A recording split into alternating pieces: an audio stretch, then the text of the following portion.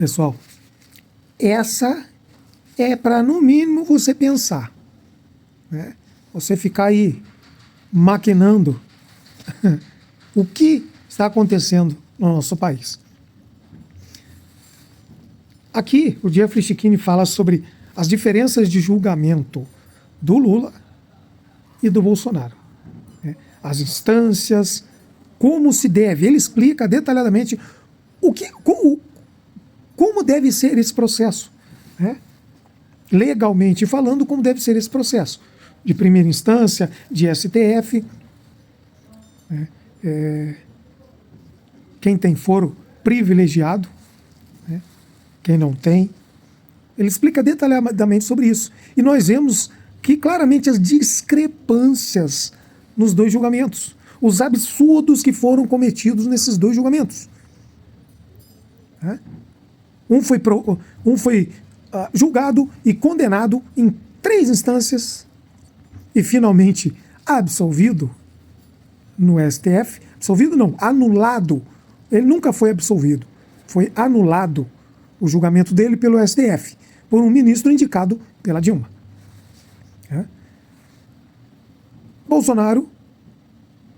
Lula seguiu os trâmites legais. Primeira instância, ex-presidente, sem foro privilegiado. Bolsonaro, ex-presidente, sem foro privilegiado. Foi julgado pelo STF. E saiu agora o acórdão, que é o que faltava para fechar a condenação, né? Para lacrar o resultado, a condenação, que foi logicamente a favor, né, dos 27 anos de condenação. Então vejam aí, Jeffrey Chikine é um advogado renomado, tá, pessoal? Então ele entende de leis. Então vejam aí o que ele fala a respeito.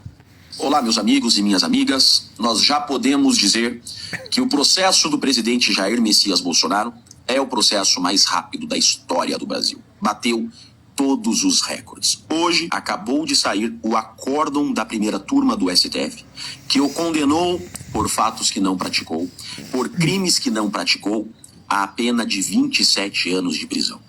Só que, gente, há muita reflexão a ser feita sobre isso. E eu quero mostrar coisas para vocês que provavelmente o povo esqueceu. Então fique até o final do vídeo. Olha só, esse é o site do STF.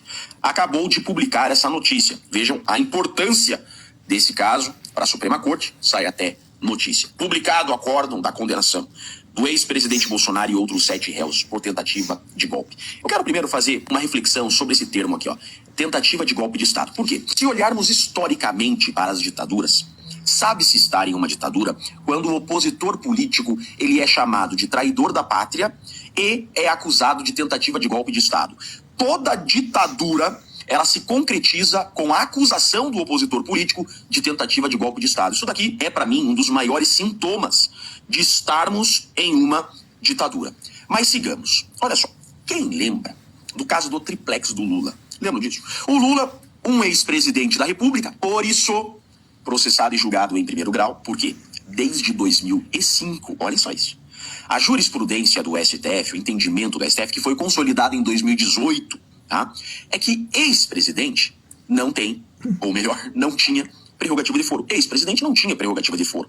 Ou seja, não era julgado no STF. Era julgado como um cidadão comum em primeiro grau. Por isso que o Lula estava nas mãos do Sérgio Moro. Lula era um ex-presidente, não tinha prerrogativa de foro, processo em primeiro grau. Esse caso do triplex do Lula, o seu advogado foi o Zanin. O mesmo Zanin que agora, ministro do STF, estava presidente da primeira turma e julgou o presidente Bolsonaro. Zanin, à época ainda advogado do Lula, criticava de forma ferrenha, era uma das suas maiores críticas, a celeridade daquele processo, a velocidade daquele processo do triplex. Aquele triplex que não era do Lula, era do amigo, né? Então Zanin dizia que aquele processo estava sendo conduzido a toque de caixa, estava rápido demais. Só que aquele processo do triplex, da denúncia do Ministério Público Federal até o acórdão do TRF-4, passaram 1 ano e 5 meses. Foi esse o prazo. E o Zanin estarrecido com isso. Vejam a velocidade desse processo. Esse processo do Bolsonaro, que sai o acórdão hoje, demorou menos da metade. 7 meses o processo do presidente Bolsonaro, da denúncia da PGR até a juntada do acórdão que foi hoje. Ou seja, o caso do presidente Bolsonaro bateu recordes. O processo mais rápido da história do Brasil. Demorou menos da metade do processo do triplex do Lula, que o Zanin tanto criticou a celeridade. E agora, quem realmente é o perseguido político? Lembrando que esse caso do presidente Bolsonaro não correu em primeiro grau como o do Lula. Façam as críticas que quiserem à condução do processo do Lula, mas Lula recorreu, né? Lula foi condenado pelo Sérgio Moro, porque era o entendimento. Ex-presidente não está na cadeira, porque a prerrogativa de foro, só um parênteses aqui, a gente chama de foro privilegiado, é errado falar isso, porque o privilégio diz respeito à pessoa. Então no Brasil não é foro privilegiado, é foro por prerrogativa, porque a prerrogativa é da cadeira que está ocupando. Está na cadeira de presidente, é processado e julgado no STF. Saiu da cadeira de presidente, não tem mais foro por prerrogativa, vai para o primeiro grau. Então, o Lula, à época, ex-presidente, não tinha prerrogativa de foro. Sérgio Moro, 13ª Vara Criminal de Curitiba. Condenado pelo Sérgio Moro, recorreu ao TRF em Porto Alegre, né, o TRF 4. Condenado, foi pro STJ, mantida a condenação, foi pro STF.